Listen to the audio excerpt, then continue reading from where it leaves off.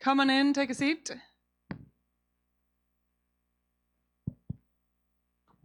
Wonderful already. Great to see you. My name's Nina Renshaw. I am Head of Health with the Clean Air Fund. Delighted to see so many people here at the conference this week, and especially in this session, which we'll be talking about the role of the health sector. We heard in plenary this morning, and I thought that was a great soundbite that I wanted to use. Not only what the health sector has to say, but what the health sector has to do. So that's going to be the theme for our afternoon. Can I ask those of you in the room to raise your hand if you're a health professional? Oh, yes, okay. Healthcare worker, sorry, Mark. Keep your hands up and raise your hand if you haven't got it up yet, if you're here representing patients or you're a patient yourself. Okay, keep your hands up, keep your hands up. And if you're a health researcher. Okay, wonderful. And if you're with a health civil society organization. Do we have everyone? Pretty much everyone. Okay, now put your hands down. Put your hands up again if you or your organization signed the health sector call to action for this conference. Hooray. Okay, well done. But there's some of you that still need to. Organizations representing very close to 48 million people have signed the health sector call to action. So those of you that didn't put your hands up second time, please go and do that. Even during our session this afternoon, that's permitted. So, okay, that's where we'll kick off. And I'm going to hand over to my co-moderator, Francesca. Thank you, Nina. So we start this session. We have several presenters and a panel discussion at the end. So it's very interesting, and we will have fun and several points to address. We start with a welcoming video from James Campbell, who is director of the WHO Health Workforce Department. And please go on with this video. Ladies and gentlemen, good afternoon to you. My name is Jim Campbell, the Director of the Health Workforce Department, World Health Organization in Geneva. It's a pleasure to join you, albeit virtually, for this second global conference on air pollution and health, co-organized with our good friends and hosts, the Government of Colombia. This session on the health workforce, just a few points to set some of the perspective from WHO when we're talking around the health workforce, their competencies, their practice activities, and how can we develop them to respond to all public health issues, but including air pollution. Clearly, air pollution, whether from natural or human activities, poses significant risk to human health. Understanding those impacts, whether respiratory illnesses, cardiovascular disease, and even neurological disorders, and how we disaggregate the impacts on children, on adults, the elderly, on those with pre-existing health conditions, those who may be particularly adverse to the impact of pollution. How do we also understand the sources of pollution, whether through urbanization, through industrialization, their impacts? How do we reduce and mitigate those? How might we adopt energy efficient alternatives? How do we develop health infrastructure, green transportation? Some of the challenges and the issues there spread across the many, many essential public health functions that the WHO discusses. Indeed, we've consolidated the evidence base and the policy options around 12 essential public health functions, whether that's on surveillance and monitoring, whether that's on emergency management, and clearly climate adaptation, climate control has an impact, as we see around the world with forest fires and wildfires and the air pollution that brings. Public health stewardship, how do we manage that process? How do we look at health protection, disease prevention, community engagement and social participation? All of these are examples of the public health functions the WHO has set out. And from a workforce perspective, it then becomes, how do we understand and how do these complexities, and how do we build a workforce that is competent to practice across those domains? Now, this has long been a topic of concern. This is not just today's issue. As WHO was forming its 1948 constitution, setting out some of these public health functions, so our hosts, Colombia, were answering very similar questions and renaming the Ministry of Hygiene at that time to a Ministry of Public Health. So putting focus on these functions. Fast forward to the 2020s, the post-Ebola, the post-COVID pandemic, climate disasters raging around the world, and we're once again revisiting these functions with the associations, the institutions, and schools of public health. And we've published in 2022 a roadmap for action on how to build a workforce that's capable and competent to deliver public health, including managing the pollution challenge that you're discussing in Colombia. Please do use those tools that's been co-developed around the world, being tested in over 60 countries now. Make yourselves familiar with them, use them, adapt and adopt. Look at the evidence base that exists. How do we understand which functions are necessary at the country level? What are the education, the competencies, the development of the workforce that's needed for the future? How do we balance across the public health specialists, the clinical specialists, the allied health occupations to ensure that we've got competency and capability in the institutions? All these tools are available to you on the WHO website.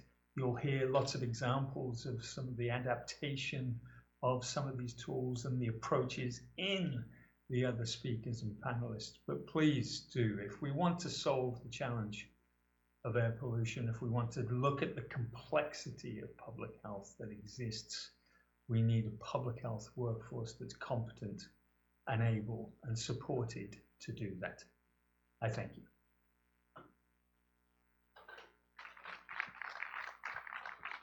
Well, I think it was interesting and important introduction from WHO.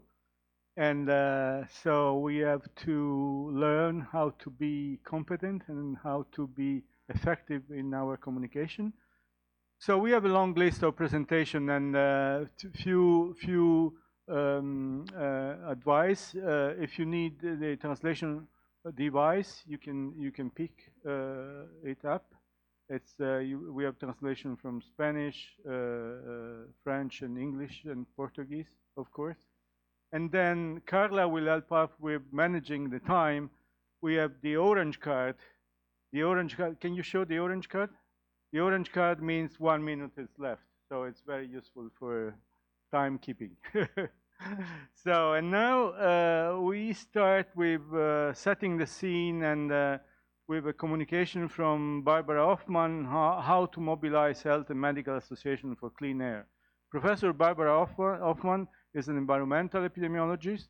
She comes from the University of Düsseldorf in Germany. And more important, she is now chair of the Advocacy Council of the European Respiratory Society. And Barbara has been very important player in the discussion in Europe regarding the European directive. So please, Barbara, we listen to you now.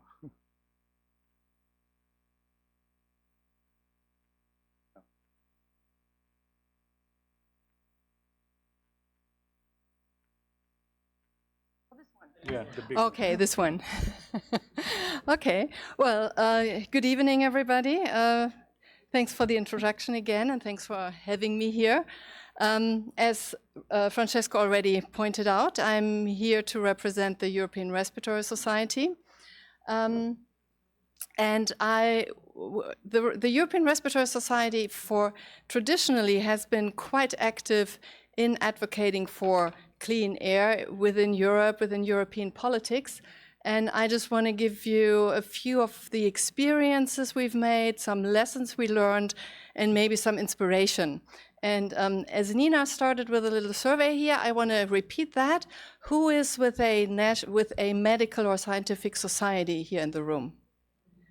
Okay, and who's working with a medical or scientific society together in? Okay, so quite a few people. So that seems to be the right audience here. Okay, so this is not the right slide, but we'll see whether it's right. So when we think about medicine today, very often, specifically in the medical societies, this comes to our mind. High-tech medicine, lots of therapy, medication, intensive care, so very intensive high-end medicine. That's often what's in our mind when we think about medicine. However, that's not always been the case. If we go back just a few years, 100 years or so, here's an example from the 19th century medicine. Here, medicine was much more public health and prevention. And coming from Germany, I brought you a German example for that. Some of you might know Rudolf Virchow, famous German physician who became professor in Berlin at the famous Charité. And he became a politician because he saw in his daily life as a practicing physician that a lot of the causes for the diseases he saw didn't lie in anything that the people could really do, but they lied in environmental or organizational things. So what he did as a senator of Berlin when he was elected, he made sure that there was a construction of wastewater canals. He took care of clean and hygienic slaughterhouses.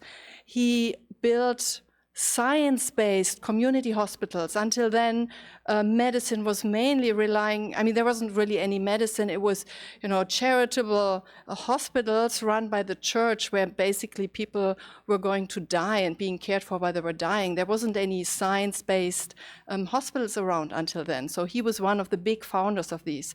And he was also taking care, and he also recognized the importance of urban green.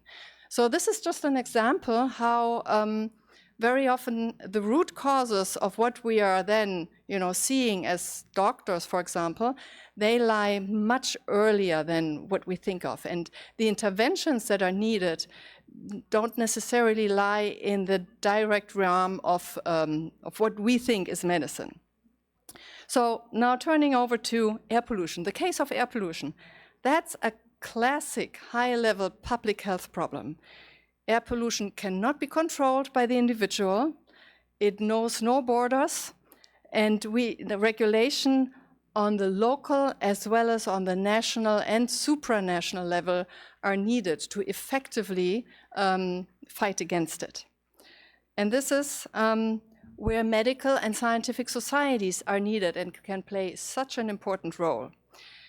As a medical society, what can we do? Or why are we in such a good place? We often represent national or supranational memberships and therefore have a very wide reach. We have diverse content knowledge in our membership. We are the experts on health. And medical societies, other than the individual doctor, like Rudolf Virchow 120 years ago, we, as a medical society, we now have the resources for research and advocacy.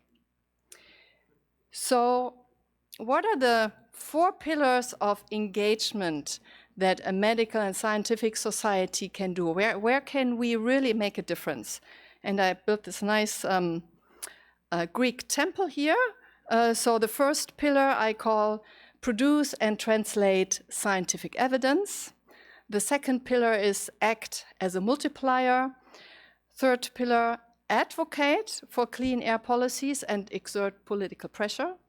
And the fourth pillar is co-create solutions. So work with the lawmakers, policymakers to actually find good ways to get around it.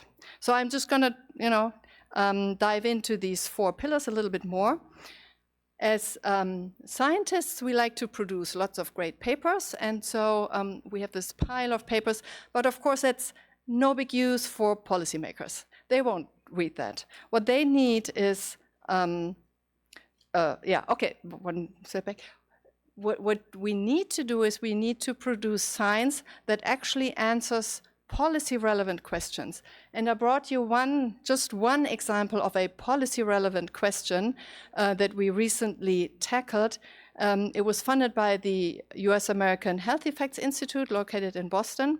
They organized a research program with a specific question: how low do we need to go with air pollution concentration, until we do not see an effect on health anymore? Is the concrete question, is there a threshold? When we go below that threshold and we set the limit value at the threshold, then we don't need to worry about health effects of air pollution anymore. So that was a very relevant policy-relevant research question to ask, because that was right at the time when the US, as well as Europe, was just about to revise their air quality standards. So just an example for a very important policy-relevant question that we need to ask as medical and scientific experts. Now, the next thing is, once you have produced the evidence, it's not enough to just have this this pile of papers. It needs to be synthesized in a coherent way. And one very good example for that in air pollution epidemiology, of course, are the WHO air quality guidelines, where lots of researchers were taking part, and also the societies, the medical societies, took a big part in this. And then finally, I mean, this is I think a 300 or 400 page piece of work. It needs to be summarized into very short and readable statements that you can actually give to a politician, because a politician won't read 400 pages guidelines. So you need to produce nice, short, easily readable statements. Okay, coming to the next one, the multiplier. One very important thing is, even within our membership, not every doctor knows and believes that air pollution is bad. We need to educate and empower our own membership and the patients that we are treating about the effects of air pollution and how important this is. So we need to work within our own societies, but we also need to go out and talk to other societies to get allies. For example, as a respiratory society, we reach out to the cardiologists, the oncologists, the pediatricians, so we can speak together, we can collaborate and have a strong and unified voice. Then one important aspect, when the evidence is there, we need to incorporate it in clinical guidelines so it is actually applied. And we also need to transfer the knowledge to newer generations by including the knowledge on air pollution, health effects, and what it means for therapy. We need to include it in medical curricula and continued medical education. And these things very often are done by medical societies, or medical and scientific societies are a big part in this. So here we can play a very important role. Now, the third one is the actual advocacy. And that means really going out and talking to decision makers and lawmakers. And we need to do that at all relevant levels.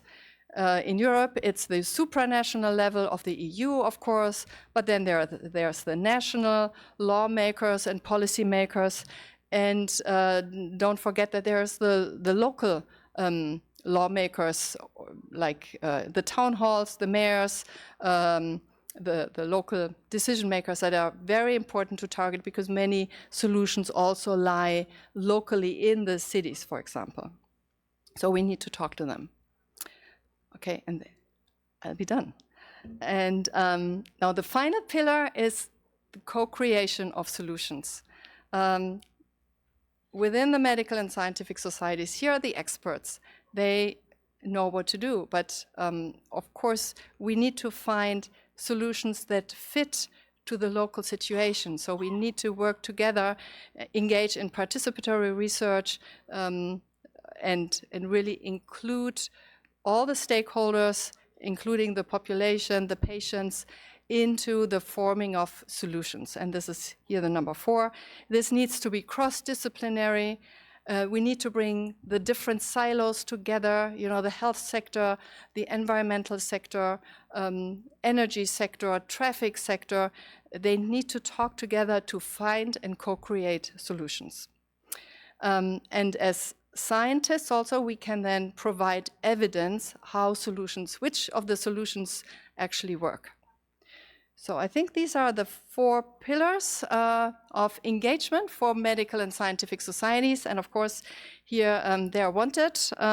We need engagement by these societies to really build up more strength to affect change. Thank you. Thank you. Yeah, you can. Yeah, stay. I think we can thank Barbara for this presentation, and I was wondering, Barbara, it's time to write advocacy guidelines, not only for European Respiratory Society, but also for other societies, because your experience here is very important to disseminate. So now it's quite interesting to see the experience, and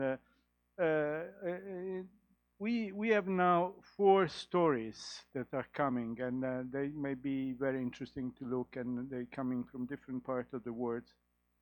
There are stories about community actions for clean air. And I'm glad to introduce now Nayana Chaltier-Wong. She is Director for Health Impact Assessment Division, Department of Health of the Ministry of Public Health in Thailand. And the title is From Prevention to Disease Management of Air Pollution Disease, a Perspective from Thailand. Please.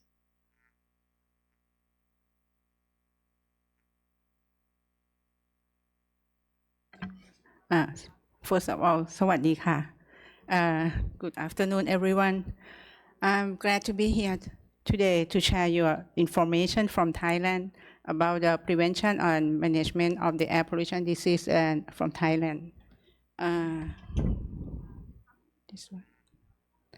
First of all, I'd like to share to talk about the situation of air pollution and health impact in Thailand. I think in every country we have the problem of the source for air pollution. It includes the transportation, industry, open burning, and transpiratory haze. And if you look at the map on the right side, you will see that number of the days that the level of the PM 2.5 exceed the standard. So you will see like half of the country. And we found that when PM 2.5 level increase, the disease incidence increase, and we can see that the morbidity rate of the some disease like respiratory disease, dermatitis, conjunctivitis, and stroke, that you will see the numbers there. So for the public health measures to mitigate the health impact from PM 2.5 in Thailand, first of all, we have the policy and plan. We have a national agenda action plan for the PM pollution mitigation. That is the 5 years plan. So from that, we have the national public health measure for PM 2.5, starting from the upstream to midstream and downstream. And we have like 4 different measures that I will mention later. And before that, beyond that, we have the new Clean Air Act, which is still in the draft. We call that the Management for Clean Air Act, which include the right to be the right to clean air, and second one, the public participation, the air quality standard, economic measures, and stakeholder engagement, where we have goal to reduce the air pollution and reduce the health impact. In this act, we have the public health related items such as the health warning index and warning system, and the air pollution and health impact surveillance, and citizens' rights and public health service.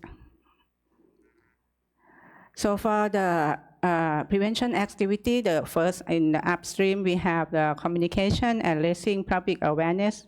We try to enhance the health risk communication, preventing the health, promoting the health literacy, and strengthening community engagement. So we have communication through several channels like on air, on ground, and online. And for the midstream, we have prevent health impact in the vulnerable group. We have the innovation of the clean air room, and where's the room that can prevent the PM 2.5 from the outside by the air filtering and purifying. And the second innovation, we have dust proofing net, which is the innovation that we set up for the vulnerable group in the risk area where the household is not that good. So we set up the net, dust proofing net for the elderly and people with underlying health condition such as the respiratory diseases. And also we have health impact surveillance and warning system in around the country. Sorry.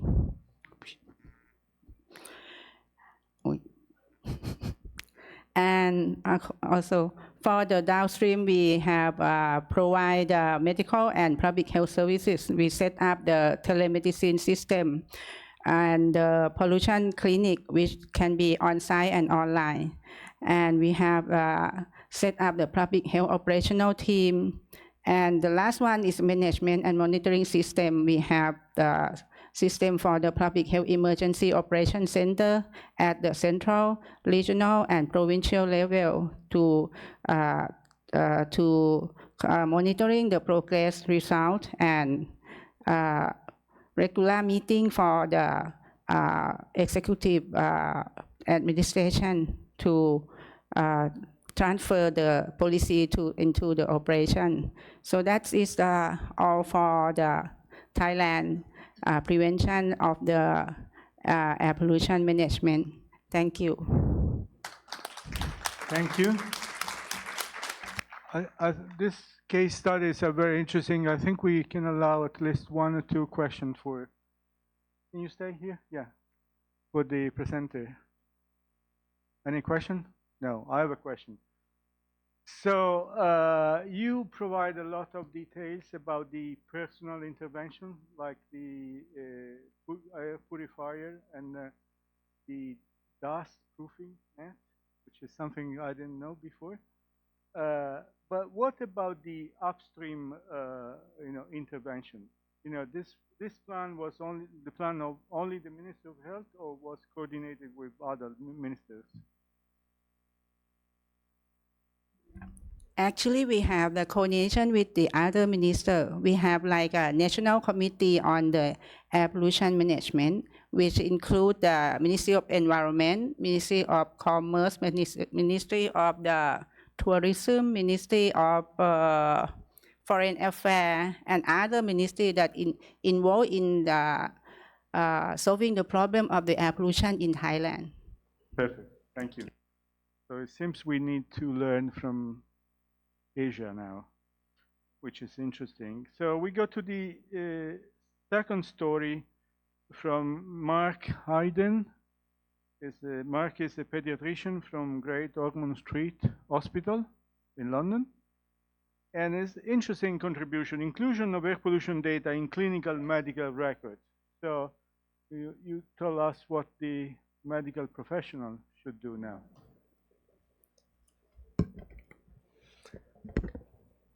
Thank you. Well, thank you so much for the invitation to be here, and thank you for attending late in the day.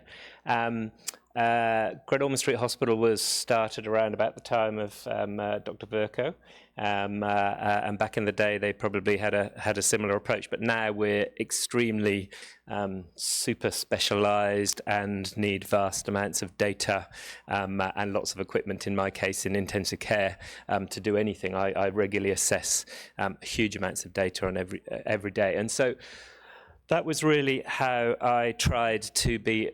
I'm not a scientist, very far from it, but a multiplier, an advocate, and to come up with solutions. So 3 pillars, which may offend any Greek architects in the room, but I don't think they're here at the moment, so that's lucky. And I just want to tell you the story about how we did that. So as I said, we have huge amounts of data, and the way we look at data most of the time, at least in our hospital, is something called EPIC, which is an electronic medical record. And this is basically a picture of not a real patient, but this is exactly what you would see if you were looking in our charts. And the first page you open when you open any patient in Great Ormond Street has this view, not the central view, but the black column on the side. It tells you the patient's name, who you're dealing with, what their diagnosis is, what their blood group is, basic vital information. And what we managed to do was to import and display, if it was above the WHO 2021 guidelines for PM2.5 and NO2, their postcode data, that patient's postcode data for their PM2.5. Now, that's the average annual data, and that's the data I think that's more useful to doctors of my type, because I'm looking at why someone's getting sick. It's not the minute-to-minute or the spikes that is going to affect me. That's going to affect emergency physicians, and luckily we don't have an emergency department.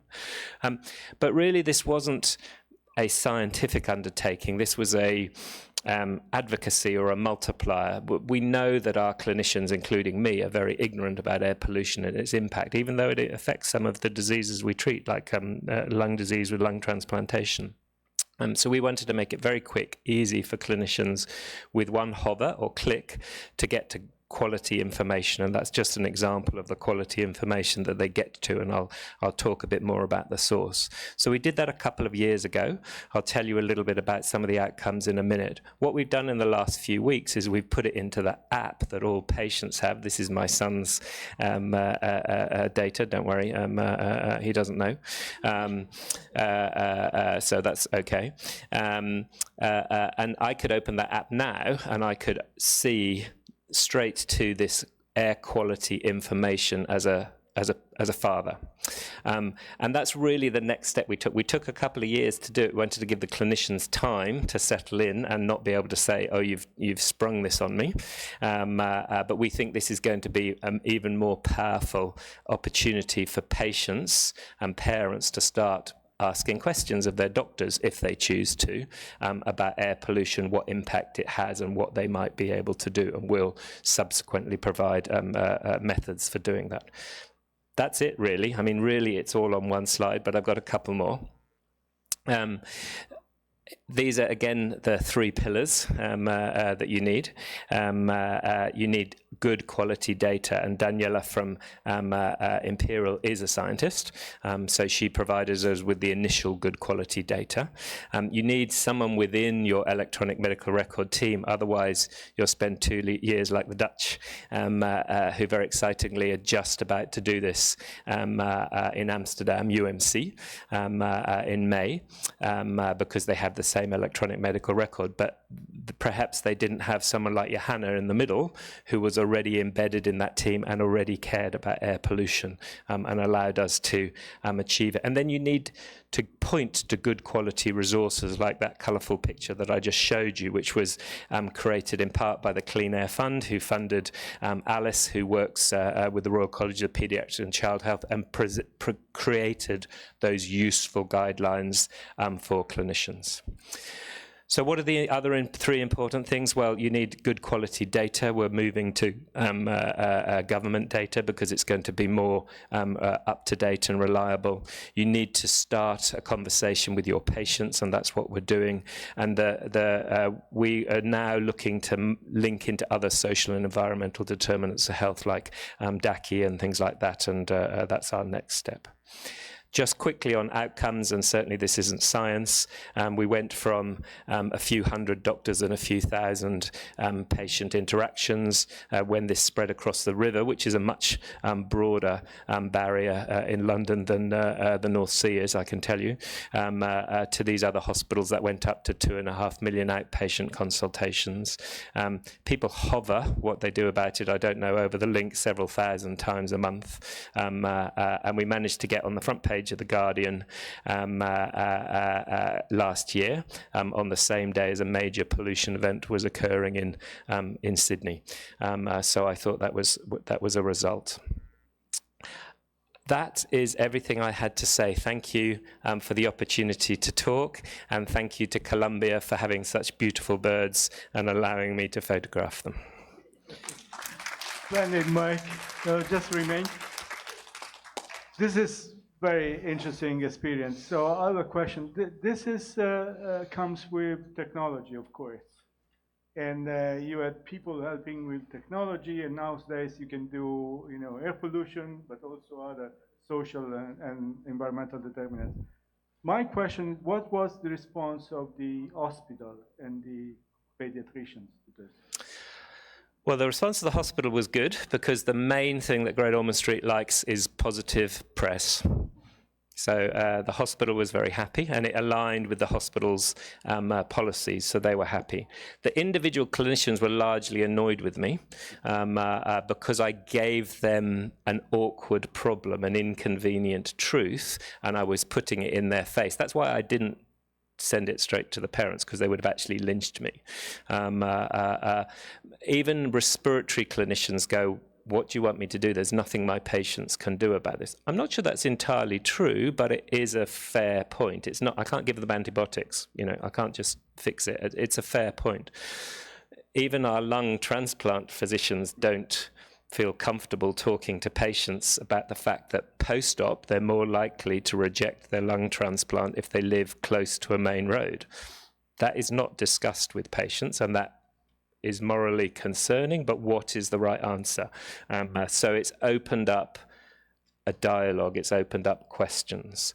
And I think you have to start with some knowledge and some truth, and then as clinicians, it's our job to work out the answer to those questions. It's not my job to tell them what to do, it's my job to educate them and let them decide. We have a question there? No. Yes, please.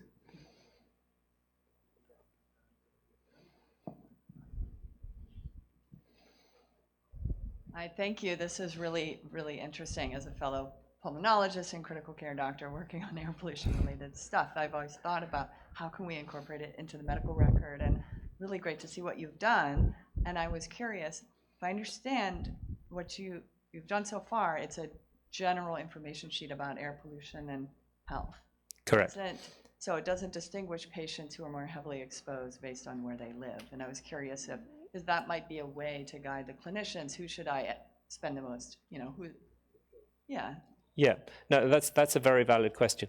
We made a decision at the beginning to not to follow the sort of DACI, red, amber, green type, approach, because we said that anything above PM 2.5 is harmful, although, in reality WHO 2021 guidelines is harmful, although in reality below that is also harmful. But that's the target we've been given, so we decided to use that. Whether that was right or wrong, I don't know. I think perhaps what would be more powerful, though, than actually the number, because within the UK at least, the number doesn't vary massively. It does, but nothing compared to areas of, say, India or other countries. I think what would be more relevant would be linking it to a disease, lung transplantation, asthma, all those sorts of things, which you could do like that in EPIC, and you could do yourself in Slicer Dicer. You know, my clinicians can search for all patients in the hospital who've had a lung transplant and then plot their PM2.5 or the data we've given them for PM2.5, because I think that would be a more interesting trigger, which you can do once you've pulled it into the electronic medical record. You can correlate it, plot it, alert it. You can write highly complicated equations to do whatever you want. I didn't feel that was my job. My job, I felt, with the team was to put PM2.5 and NO2 on the same page as PaO2, as PCO2, as hemoglobin in the clinician's mind. Perhaps not a completely fair analogy, but that was my theory of change. Thank you. Okay, brief one, very short one. It's probably the answer you need to worry about. Yeah. Yeah. I'm a pediatrician too, like you, and I'm also not a scientist like you. But this is really, really wonderful scientific information that can benefit a lot of people if you manage it well. I was wondering, you are now in this electronic health record. It is clear what is the air quality in the street where this patient lives. Yeah, but sorry. It changes over time. So is it an average of the past year, or what do you do? Yeah, that's a good question. Short response. Good question. It is average annual PM2.5 and NO2. I mean, that's the thing that most disease studies, you know, correlate against mortality and things like that. They don't correlate against hour-to-hour data. That's relevant to ED admissions or asthma admissions or GP admissions or suicides or things like that. So that's the data we use. Our data is getting a bit out of date because this was a sort of innovative thing. We worked with Imperial, so it was a PhD project, so it's now getting out of date. So in the next month, we'll go to the data which is updated every year and comes from the government. We had to do some maths to get 1 kilometre square data down to correlate against postcodes, which are tiny bits of data. You know, my neighbour probably doesn't have the same postcode as me. The postcode is very small in the UK. Sorry, was that quick enough? Thank you. I couldn't do better. I tried. I think we got the message. It's very important experience. We need to work for communication. You can sit here. Yes. Yes, sure. We need to work on the communication aspect in this experience. That's the lesson we learned. So now we go to Nancy Chebichi from the Health System Strengthening Lead, Clean Air Africa Global Health Research Unit in Kenya. And Nancy will speak about the health system strengthening for clean air in Africa, the role of community health workers. Please. Thank you so much. Thank you, I appreciate.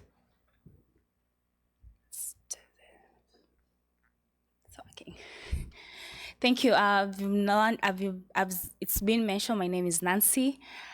I will basically give my engagement and following the pillars as mentioned by Dr. Barbara in terms of ensuring that we're building a community health promoters or community health workers competency towards handling household air pollution.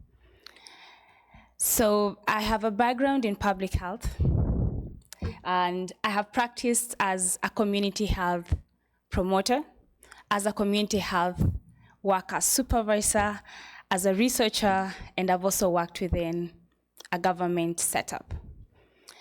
So community household air pollution prevention program for community health workforce is an education tool that has translated 2 decades of research into building preventive strategies for communities.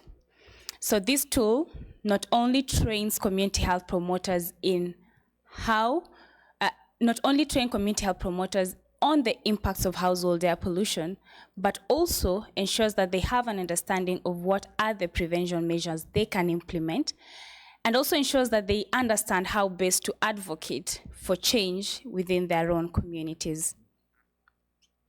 So we work in 5 partner countries with almost the same burden of disease and almost the same burden of polluting fuels use. This is in Cameroon, Rwanda, Tanzania, Kenya, and Uganda. So the training of community health workers started off in Kenya in the year 2020. This had been built for 5 years, and in those 5 years, the team looked at how do we translate the research into information that can be well understood by community health workers. In Kenya, the community health workers only have basic education and serve as many households as up to 1,000 for each of them. We have up to 130,000 community health volunteers who serve a population of up to 5 million. So for each of the community health promoters, we were able to train them on what are the guidelines, what are the impacts of household air pollution, and what are the preventive measures. This looked into different aspects from measuring the pollution, as you can see in one of the pictures. The second row has a community health promoter going through the equipment for air pollution measuring. And the last one is, the bottom one is a mounting that was done in one of the training sessions. So in the training session, they not only learn about it, they also understand the guidelines and also how to measure them. This is a comment from one of the community health promoters. The training of CHWs for HAP was vital for our health. MOH and partners, be blessed. They truly appreciated that for a long time they had not put the impact on the problem, that is on household air pollution, even though they had recognized that, I get regular upper respiratory infection that I have to go to the hospital at least once a month. But they did not relate that to what they used to cook, how they cook, and even still what they are exposed to in their kitchens. The second comment is from Rwanda. This was a household member. There's need to create more awareness and reach out to more people who can also be put into groups to be educated and contributes towards getting technologies. So we've seen communities appreciate, but also we've seen community health workers appreciate.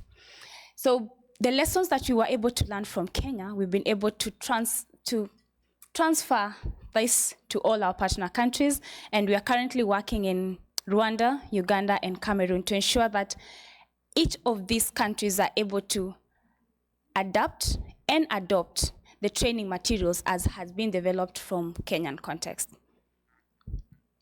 And lastly, what has been the impact of our community household air pollution prevention program? We've been able to put together a documentary towards preventing the hidden killer carbon monoxide. You could scan the QR code and you'll be able to have a feel of this. Gives a summary of everything we've been able to do in terms of training, engaging the ministries, and also being able to report an impact. Within that documentary is a story of a lady from the community who was able to be educated by the community health promoter and transition to cleaner fuels and also transition to better health because she had had experiences of convulsions among the children.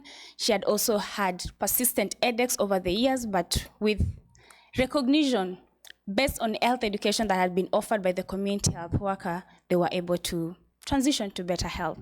And lastly, this month, I was nominated for NHR Impact Award, and I was the 6th. I was highly commended. Thank you so much. Yeah. Thank you, Nancy, and congratulations, not only for the award, but for the work you have done. This is very important, not only for Africa, but it's a message for all the world how this should work. Thank you. Thank you. Thank you. Now we go to the last presentation, and Nancy, you can come here. We go to the last presentation from Horacio Riocas, Director of Environmental Health, the PAO-WHO Collaborating Center of Environmental Health and National Institute of Public Health of Mexico. And Horacio is speaking about advancing air quality and health capacity building within the health sector in the Americas. Please. Thank you. Good afternoon, and thank you for inviting me to this forum. I will talk about our experience trying to build a network in our region in Latin America. What I will present is part of our work of many people. Some of them are here. And what we are trying to do is to strengthen the capacities on the health sector and others, and to position the issue of of air pollution and health into the agenda. This is the situation in Latin America, like in many other regions. This is the burden of disease of the air pollution. We have also other problems like monitoring station, etc. So we identified two main challenges. One is to position the issue of air quality and health in the public agenda, and we're trying to work on that, and to strengthen the capacity of technical staff into the health sector and the environmental sector and other sectors. And we are doing that through the capacity building, especially in the issue of health impact assessment in the region. So we want to create this network, this community of practice in health impact assessment in Latin America and the Caribbean. And for that, we create this, what we call the group of experts into our cities and in the region. And this group have two kind of participants. One are national experts, and the other one is regional expert. We are working with PAHO in this experience, and we are developing the courses and the capacity building from that. Well, we are especially now we are working in this tool of RQ+. We are planning to use some other WHO tools later, and we are starting doing that in some countries. But what we want to do is to perform this health risk assessment in the countries, and especially in each one of the cities. You know what is the health impact assessment and the RQ+ tool. So we are working a lot with this tool. We are organizing in this way. We have an alliances and guiding principles and the coordination of the group. We have a technical coordination and a political coordination for all the groups. This is the way we have organizing this kind of network. So far, we have worked with around 150 participants for 14 countries. We first have a workshop in Barranquilla here in Colombia, where participate around these 11 countries in a way that they wants to be a kind of trainers, so they duplicate what they apply in the workshop in each one of their countries. And then we have another on-person workshops in Jamaica and Trinidad and Tobago, in Mexico and Colombia, and one more in Central America with all the countries of that region. And within that, so far we have around 70 cities using the RQ+ and doing their health impact assessment, and incorporated that into their air quality management plans, and showing that with other institutions and local governments. These are some pictures from our workshop in Barranquilla and the other one in Central America. A lot of participants, and each one of these participants at the same time, they reproduce what they learn in the workshop in each one of their countries, and that's why we already have covered around 70 cities using this tool. We have designed a roadmap that consists in the capacity building in each one of the cities of the countries.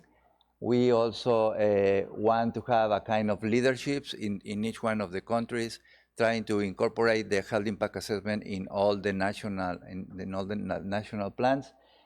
And we want to cover for the next year around 120 cities in all the region. And we have found very good results with this. we have learned each other's from the others, and we think that we are on the way to position this issue on health risk of air pollution and to collaborate each other. And I think that's it. Thank you. Thank you, Horacio, for spreading the interest in air pollution in Latin America, which I think is very important, and this conference is just a reflection of this work. And it seems that IQ Plus is a popular tool. Yeah. So I think we can finish with this for history, for stories, and there are lots to be see and to be learned. I want to have applause for the different stories, and I think we end this session. Thank you for all of this, and thanks to Barbara for the presentation. And now, speaking about the tools, we have a fantastic tool which has been, yes, please.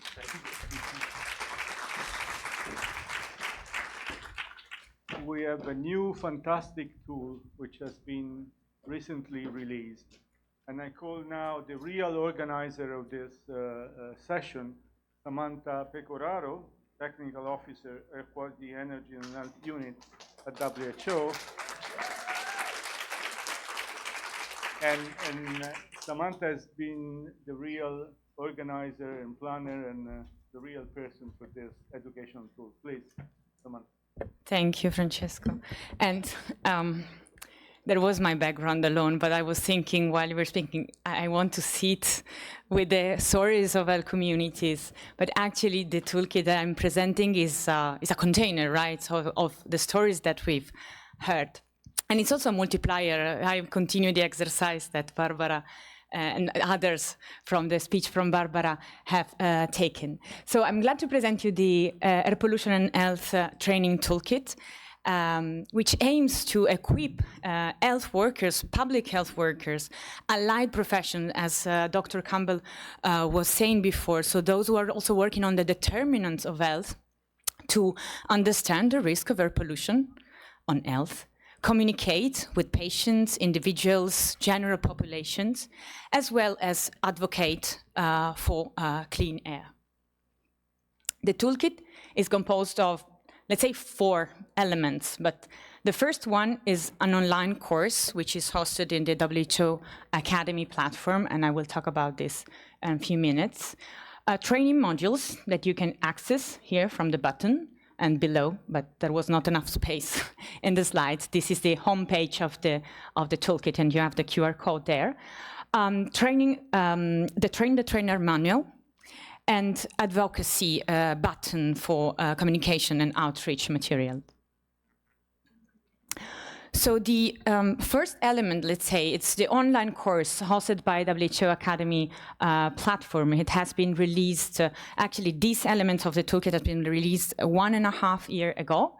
And it's sort of like the first step to boost your knowledge. It can be also thought about like, okay, I have colleagues and peers and that wants to know more, and you can suggest to do this course, which is self-paced, it's open, it contains 4 modules, and I will go to these 4 modules later, interactive exercises, as well as videos from experts, and many of the experts that are included in this video are here. So, so far we have released 4,000 certificates, and we have around 11,000 enrollment. So we will now continue the work on maybe expanding the course in the next future.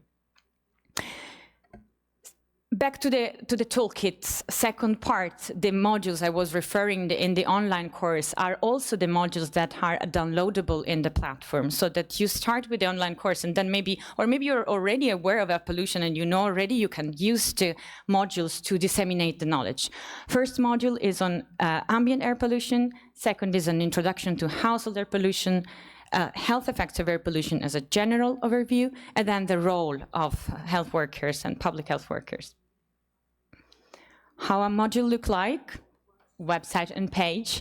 You will see you can download the module. It's a set of PowerPoint presentations with comprehensive text notes and bibliography.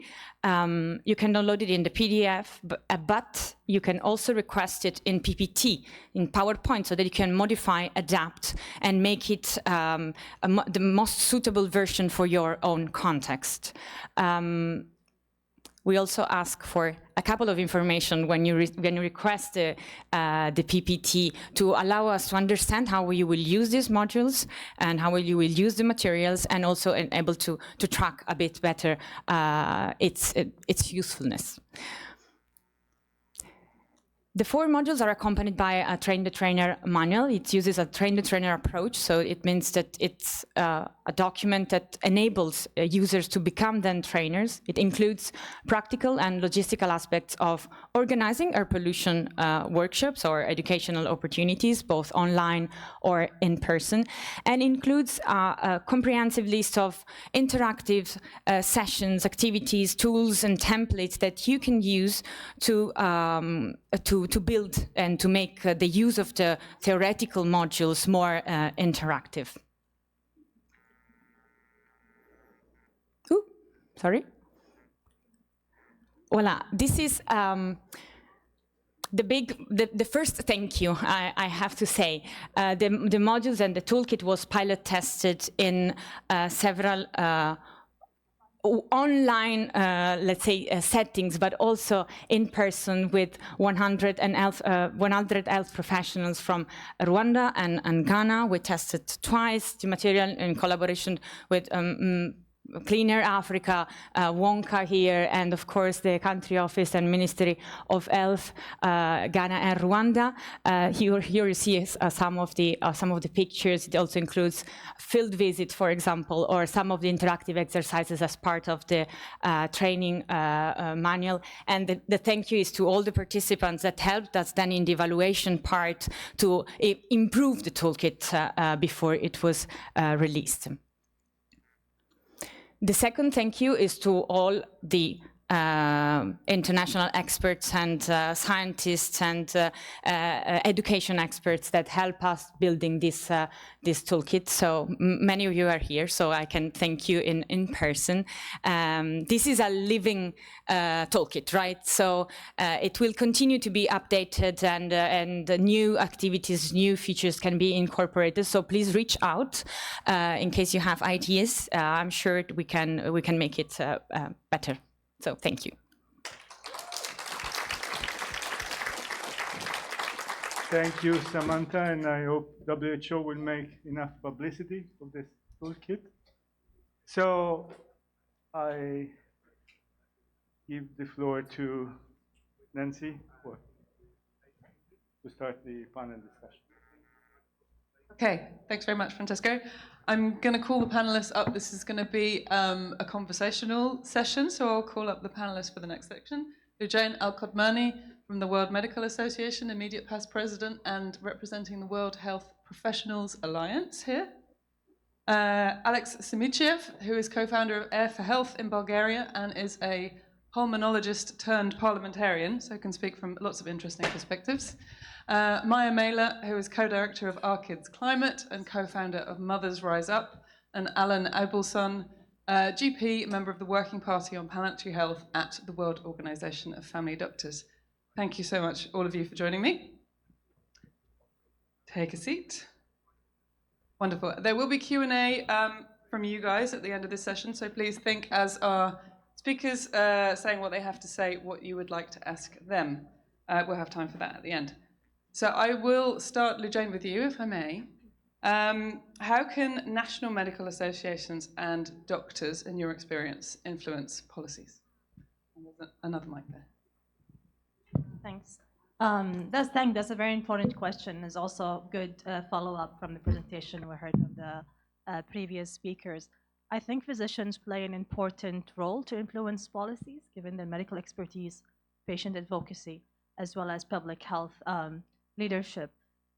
The World Medical Association, which is an organization that represents over 10 million physicians, really urge physicians to demand for policy actions at different levels, local, national, as well as global for legally binding air quality regulations and measures that aligned with air quality standards by the World Health Organizations, as well as to divest away from fossil fuels and invest more in renewable energies.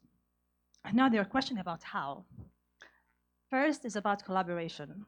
Physicians cannot act alone, but in collaborations with other professionals, health workers, health organizations, and environmental organizations to put even more pressure for such policy actions. The second one, as we heard also from Barbara, is about research, presenting to the policymakers case studies, real-world examples of patients that they have treated, faced, as a real examples of the impacts of air pollutions, and even publish that research, not just in medical journals, but also in sources that are accessible for general public.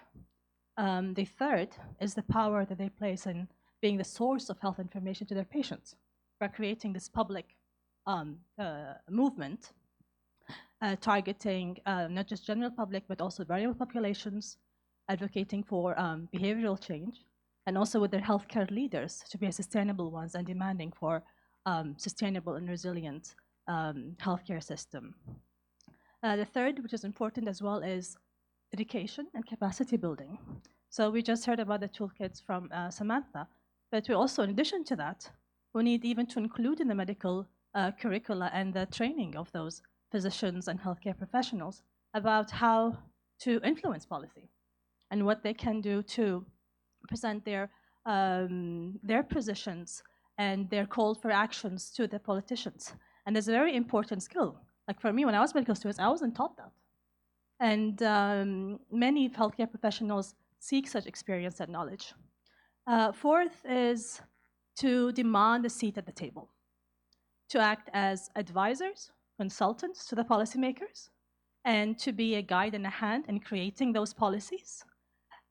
Participate in global convenings, and that's why many of us are here today, and be the loud, undisturbed voice, because we are the front liners when we face those impacts of air pollutions. I'll stop there. Thanks, Lee-Jane. I remember you having a seat at the top table at COP28 and talking to politicians right there from the front. So living your recommendations. Thank you so much. Sorry. Alan, as a GP, I'd like to ask you, in your experience, what's the role of primary healthcare professionals in tackling air pollution, and what are the gaps that we might still need to tackle? Yeah, thanks. So I'm a family doctor. I'm representing the World Organization of Family Doctors here. Way back when I started this into air pollution and health, I was called Dr. Smog in Canada because I was working with NGOs, environmental NGOs, and they hadn't worked with health people before. So it was really interesting framing, and it was bringing together the health evidence and the environmental evidence, and we're involved in coal elimination, etc. I think I'll start with saying that primary health care is distributed everywhere. So we have representatives of primary health care, which is doctors, nurses, community health workers, all over the world, almost in every community. So we have access. We are probably the best trained scientists in many, many communities. So we have credibility. And a lot of studies have shown that we have more credibility than public health and government experts. So on the ground, I think we're very useful. But we do know that healthcare professionals are not trained about environmental health and not trained about air pollution and health. The studies have shown that I think about 11% of medical students had training in environmental health. So training is very important. And my organization has run train the trainer programs with healthcare workers in low and middle income countries. And we basically trained them and then said, do educational activities, do advocacy community activities.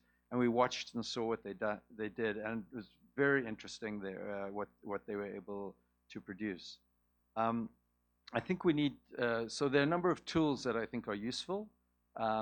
If you have data about air pollution, that's very useful. If you have an AQI, or in my country, AQHI, or you can access for Breathe Life, or that's very useful.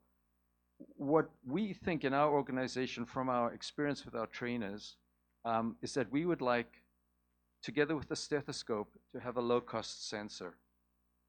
We think a low-cost sensor in every health clinic would give tremendous information and power to the healthcare professionals and would stimulate them to access the training programs and allow them to become better advocates.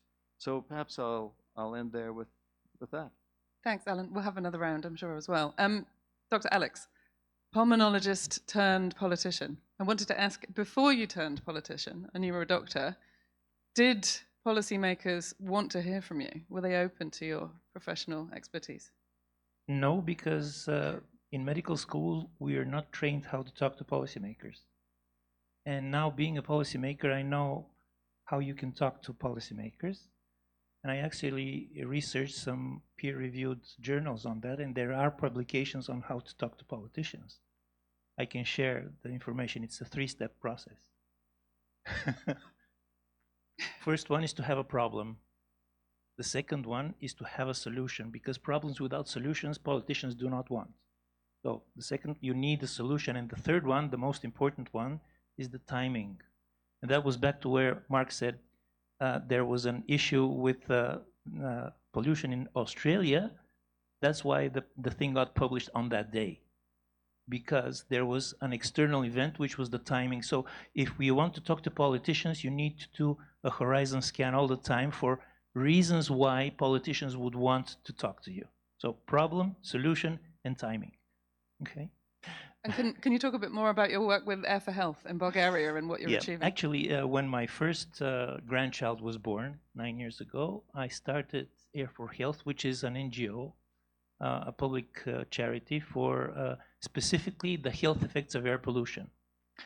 And we started with 5 people. We saw we couldn't do a lot with 5 people, so I started doing something called the Physicians Network in my country, in Bulgaria, a physicians network of physicians who want to talk about air pollution. We got up to 42 people, and there it stopped, because most physicians, they want to treat. They're clinicians. They don't care a lot about prevention. That's the hard truth. So strategy change. A couple of months later, we went to medical students, and there it blossomed out. I have over 200 students in our student network, Air for Health.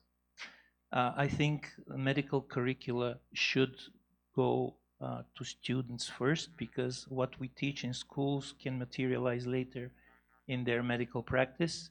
Most students are not exposed enough to environmental determinants of health. They need to be exposed significantly more than they are currently. They need to be sensitized to the environmental impacts of health, which are huge, related to what we can do with chronic diseases later on. Great, thank you so much. And Maya, as co-founder of 2 parent-powered organizations, and we've just heard here from grandparents and mums and dads, I think it's been a theme of the whole conference so far, which has been amazing. What makes you such powerful advocates? Thanks, Nina. I feel a bit like the odd one out because I'm not a healthcare worker, doctor, or researcher. And thank you to all the doctors and healthcare professionals for your service. So I come at this as a campaigner and as a parent. So I've been working, running, co-creating campaigns for almost 20 years. And about 5-6 years ago, I set up a parent-based group in the UK, Mothers Rise Up, at the height of the youth strikes that was campaigning for climate action. And through that work, got connected with Our Kids Climate, which is a global network that supports mums, dads, grandparents, aunties, and uncles to campaign for clean air and for a just transition to clean energy. And through that work, I have seen the power of parents. And I think our power lies in having an emotional and an emotive voice that can really cut through and that can speak across ideological divides at a time when I think it's fair to say we're living in a very polarized world, So we're bringing an emotive voice that can back up the data and that can resonate with many different audiences. And the other power of parents is that we're everywhere. We are in boardrooms, we are in politics, we are in schools, and we're out on the streets. And I think what we see is that parents, and perhaps especially mothers, have an amazing capacity to get things done, to collaborate, and to put across a very simple and clear message. This issue is very complex, and all of you working, on it from a healthcare perspective, like there's a huge amount of data, and hats off to all of you for analyzing it day in and day out. But that doesn't necessarily speak to regular people. So it's about bringing forward a message of love and a message of protection for our children, and also for our grandchildren and for those that are yet to be born. And we see all the time in our work how that opens doors to politicians, to business leaders who wouldn't necessarily meet with environmental activists or others, but they'll meet with the parents, because it's such a core identity that's, and often the most important identity people have. But you're all data people, so I should say that this frame of communicating around climate and clean air through a love-led intergenerational frame has been shown in the social science research to be one of the most, if not the most effective frames out there.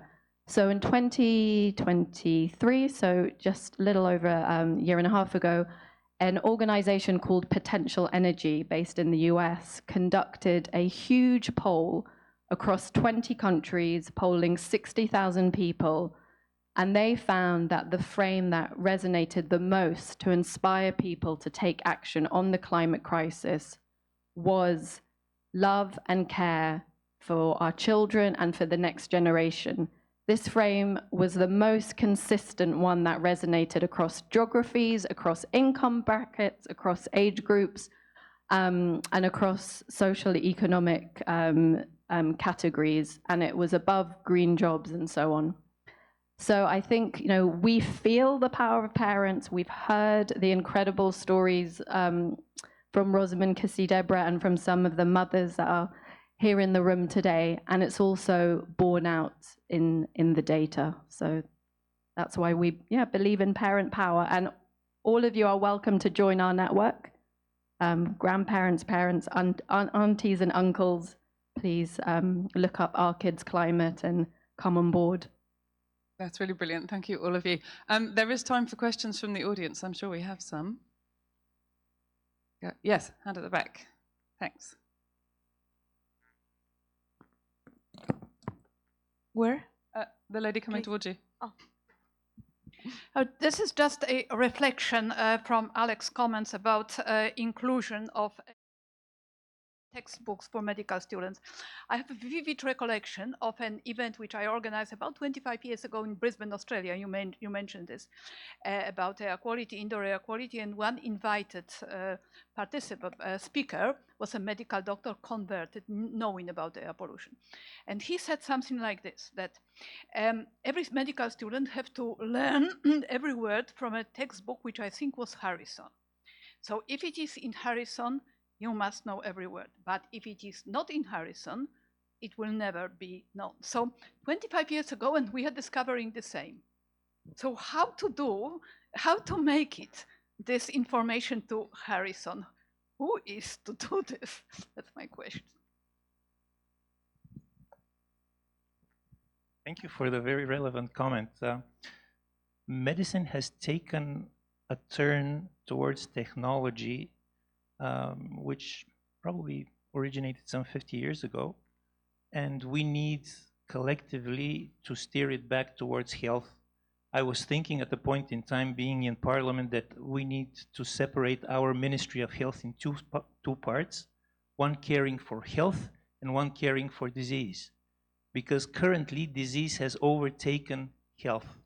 In our medical system, in my country, Hospital care is about 50% of the budget. Just hospital. Outpatient and medical diagnostics are another 30%. Prophylaxis and prevention are 4%. Many countries are not at that extreme, but still it is an extreme. How to get it in Harrison's principles of internal medicine? Easy, but it requires some lobbying from groups like this one, and events like this one need to be made available to more physicians, because currently the business of a physician is to treat a disease, not to prevent it.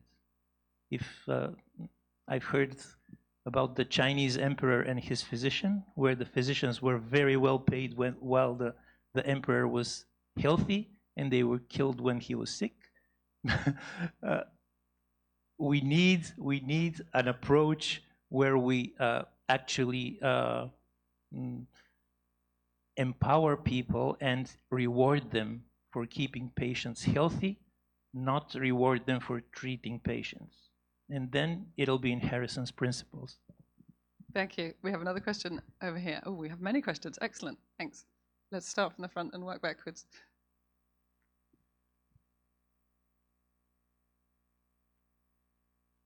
I have a question about love, and Dumbledore would be very pleased with you. Because when we're talking about clean air campaigning, it's normally about hate, isn't it? Certainly, if you think of the ULEZ or just about anything we do, it's about hate. And have you produced guidelines, or is there resources that we can use to frame our messaging around love? Mark wants love guidelines. That's brilliant.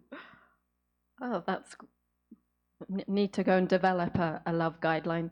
I mean, we do use this frame of protect what we love, our children, our neighborhood, and we know that works. We know that speaking about love for your children and for your neighborhood is so powerful and so hard to argue with. And you know, and there's many ways to approach the clean air and climate campaigning, and I think there's definitely a space for rage and for outrage, and I think many of us do rightly, and we should feel outraged at what's happening, but that can only take you so far. So that's why we have and are leaning into this message of love. But it's not, you know, it's powerful love, it's determined love. There's nothing more powerful than, I think, a mother's love. You know, in Mothers Rise Up, we say, don't mess with the lioness. So love doesn't, you know, there's different ways to message it. And just to, you know, reiterate what I said before, we can see that it is resonating and it is working. And I think it also allows us to connect up the different issues. You know, a lot of the focus today is obviously on air pollution and clean air, but that it's inseparable from the wider climate crisis and the health impacts of extreme heat and flooding and so on. And if we can frame all of that about love and care for the next generation, you know, we think we're onto something. And we're seeing these parent groups and this frame popping up all over across many different countries. And where it might be very difficult to talk head on about the climate crisis or a just transition. We know that civil society space is shrinking, but you can speak about love. So we don't have a guideline per se, but we do have lots of materials. And we actually have a film that we released ahead of this conference, which is on all of the Our Kids Climate social media channels, which is precisely about this concept of love and charting a child's first breath and how that breath becomes more labored because of illness due to air pollution, and then showing kind of a collective push for change. Well, let's talk more about it, Mark. I think the next question was in the middle here on the third row, please.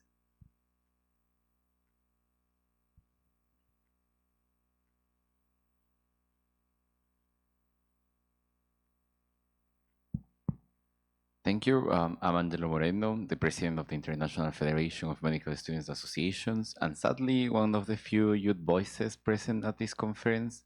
First, thank you so much for this important table, and thank you, Alex, for recognizing the contribution of medical students.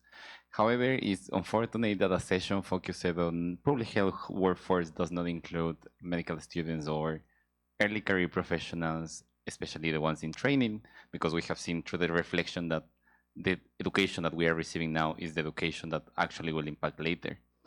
So what concrete steps can institutions, policymakers take to meaningfully integrate students and early career professionals into air quality education, health curricula, and now that you mentioned something really important, policy development and policy making? Great question, thank you. Who wants to take that? Alan? Well, I'd throw it back at you and say it's your work that started the process. The IFMSA did the study that showed that air pollution and health was not covered in curricula, and we're pushing that to medical school teachers and pushing the curriculum. And I think there is a change. I am confident that faculty is changing. We're all, the medical community has been very conservative, but I think there's a groundswell of concern about climate change. It's happening outside, but I hope it's happening inside as well. So I'm optimistic about the change in curriculum. The problem, you know, when previously when we went to people who ran curriculum, they'd say, well, you want me to put this in the curriculum, tell me what to push off the table so that, give me the space in the curriculum. And that's always the argument, but it's more and more and more important, and the data is there. Yeah, I just wanted to add something to that. I shared the fact that NGOs can fill a little bit of that gap, actually including students as ambassadors for the topic. Once they get enough information on that, they become true ambassadors, and they share it within the medical school. So I know that's not a definite solution, but it's a start. So NGOs can do a lot around that. And I told you we have only 40 physicians as ambassadors and over 200 students as ambassadors. That's a pull approach. And I'll just share a very small thought of my son, who taught me the difference between negative and positive motivation, the carrot and the stick. A stick is useful for speed, but not for direction. A carrot is useful for direction, but not for speed. So we need more carrots. And for students, projects like the NGO projects, fun, really innovative, are much more of a carrot, while teaching them in school is a bit more like the stick, especially at the examination time. Yeah, and just also building on that and the role of the NGOs, I think also the National Medical Student Associations really play an important role. Like I still remember the important study that IFMSA did about how many medical schools have climate change integrated in their curriculum. And for many medical schools and medical education leaders, for them it was an eye-opener. And maybe doing the same thing in relation to the air pollution and putting in great pressure from a global organization. So we have a global organization such as the World Federation of Medical Education that is now pushing medical schools to include climate change in their curricula. And they have a really loud voice regarding environmental health issues. So there's been really a great movement. And it's important that medical students and young professionals are part of that because they can put on great pressure at the global level as well as the national ones. Thank you. That question got everybody going. George? I think, yeah, George Thurston, New York University School of Medicine, and I have for many years now taught an environmental health course to our medical students at NYU. However, it's an elective, and so very few students take this because they're not on their boards. There's no question on the boards, and there's there to learn to pass their board so they can practice medicine. So even though I have this course, and the few who take it, you know, seem to love it. I know they always tell the professor they love their course, right? But so I think that we really have to work on that. So I'm not as optimistic about it because my personal experience is the students don't take it because they're busy, focusing on the boards, and that's what confronts them, not the problems like that. The other thing I did want to mention is separately, Mary Rice and I and a group of others have put together in preparation for this meeting a commentary which is posted on the discussion chat, a link to it, and it gives case studies, in terms of, it's stories, it's case studies that convince people, right? And so there's a bunch of them, the environmental, the health, and then the economic benefits of interventions in the past. So these are actual cases, not hypothetical, we could save the world if we would do these things. So I just want to mention that as well. But for the medicals, I'm not as optimistic that this is going to happen unless we change the way we educate our medical students. Thank you. Could you pass the mic forward 2 rows to Arvind Kumar? Thank you. George, what I've done back home is actually start teaching public health for non-medics, to architects, to journalists, to people who are outside of the medical profession, because 80% of determinants of health are outside of the medical profession. So. Thank you. I'm Dr. Arvind Kumar. I'm a chest surgeon from New Delhi. We have a group called Doctors for Clean Air, and I just wanted to share that when we reached out to physicians, Alex's statement, and then we reached out to Medical Students Association of India, which is an association of about 40,000 plus medical students. The response from the Medical Students Association was far more than the response from it needed a lot of cajoling, persuading to the physicians to come on board. They did, but it needed a lot of persuasion. And later on, making them continue to do activity again needed a lot of continuing persuasion from us.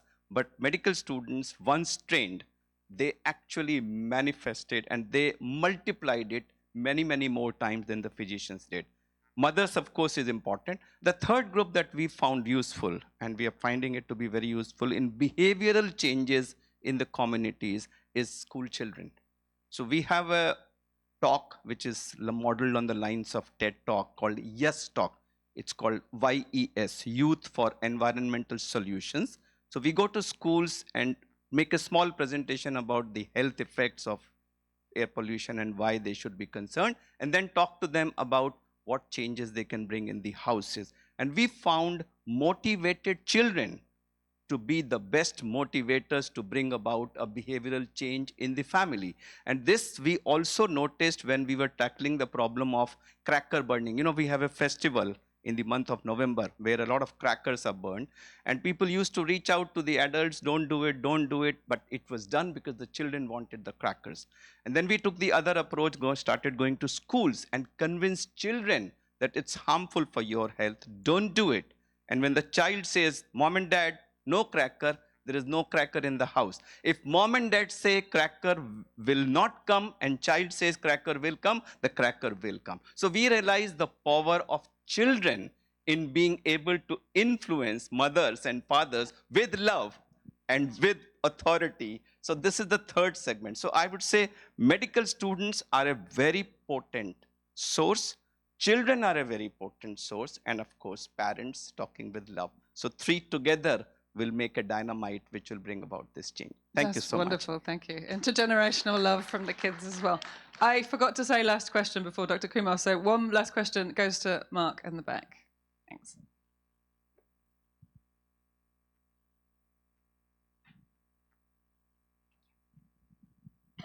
Thank you, Mark Miller from University of Edinburgh. I can't follow that, so I'm going to hide my question, but I just wanted to follow with 2 positives, first of all, just in response to Lydia's comment. One of the major cardiology textbooks that medical students read, Hurst and Fuster, has air pollution as a chapter, and the next year it will have other environmental risk factors as well as air pollution. The other thing to say is that the European Society of Cardiology, environmental factors as well as air pollution will soon be in the guidelines. Now, as soon as they're in the medical guidelines, they will be in the medical education as well. And I know that's cardiology, but if we can convince the cardiologists, and believe me, I work with cardiologists, we can convince all the doctors. Thank you for the panel and the speakers. Those reflections were so valuable. Thank you so much. That is a great note to wrap up on. Thank you to all my panelists. Absolutely fantastic. And I think really inspiring to everybody in the audience. I'm feeling a lot of energy coming back from the room, even though we were the last session of the day. One more show of hands before we go, if I may. Are any of you thinking that you're going to change something that you do off the back of these discussions? A few. You were already doing a lot. I know many of you are already doing a lot, but you can take inspiration from each other, maybe learn from what people have shared on this panel, and that's all we could hope for, I think. To celebrate how brilliant this has been and to continue the conversation, WHO is inviting us all to dinner tonight, which starts in the Claustro de las Animas, which is downstairs and pretty much follows this session. So make your way downstairs and ask our panelists, ask each other about your experiences and keep the conversation going. Francesco, do you want to say anything?